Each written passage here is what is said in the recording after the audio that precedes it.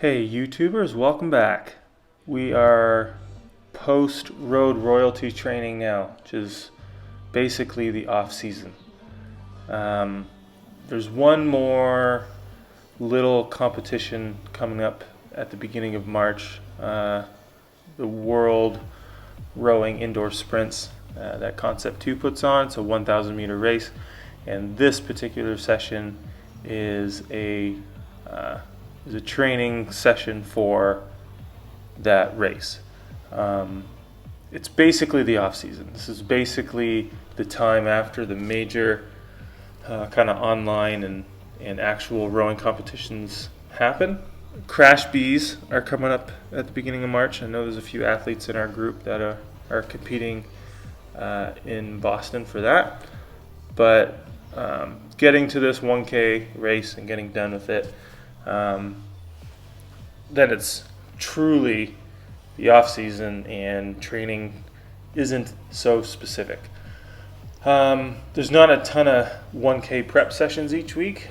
Usually one or two specific to that race, just because the intensity of them, you'd burn out trying to do too much.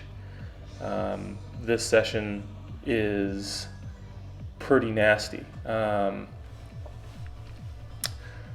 I wouldn't want to do this or something like this 3 or 4 times a week. Once or twice is perfect in my mind. So 4x400s. My current 1K PB pace is 123.9. My goal with this session in particular was to work as fast as I can in and around 1K race rates, but at a sustainable pace. Now that's sometimes hard to feel out, so what I did basically in the first rep was tried to target something that felt strong but wasn't max right off the bat. There was huge rests in this workout, so I figured with 5 minutes of break, as long as I don't do a true max effort 400, I should be able to recover well enough to stay consistent. So 121 felt good. It was something that I could basically sit on for the duration of the rep. I didn't have to like start really, really fast and then control the fade, or on the flip side start slow and try and speed up in the end. So it was very consistent with the rate. It was very consistent with the stroke. I was seeing basically 121s for the most part throughout the rep, and that's all I wanted. I really wanted consistency. Finishing rep 2, I still felt okay, but I've had to switch my training around a little bit simply because of the new school semester. My schedule is shifted, so I can't really work out at lunch. I have to work out before school starts in the morning. I hadn't eaten yet, so this was done on basically 2 coffees and a minimal warm-up. And I did not feel good after this third one. I was very, very concerned with throwing up. Now, I don't throw up after I work out. I know some people do.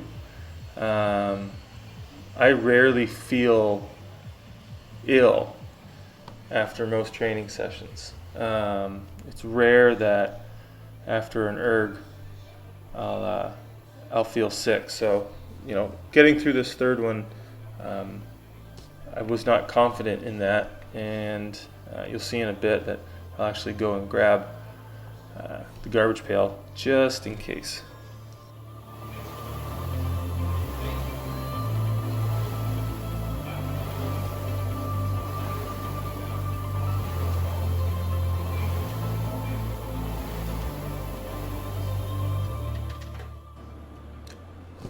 Looking back, it was nice to see that all 3 reps looked consistent. I mean, the numbers indicated as much. But the one nice thing about the video feedback is it gives me a chance to see how it looked.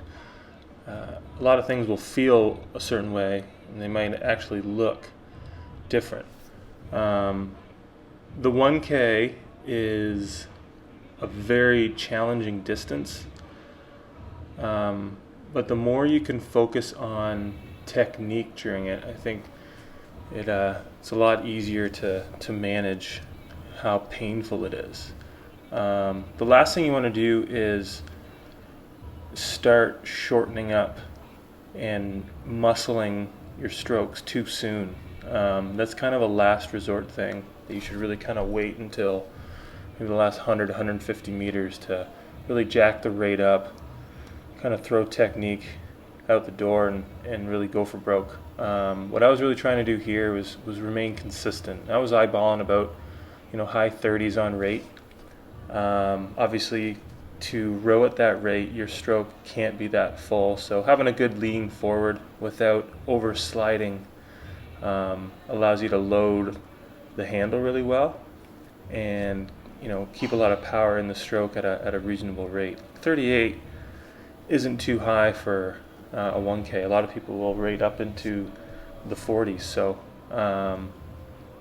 this was a good session, a confidence builder for sure as we get closer to March. I have a 750 meter TT coming up this week, so we'll see how things go. Thanks for watching. If you haven't yet, please like and subscribe below.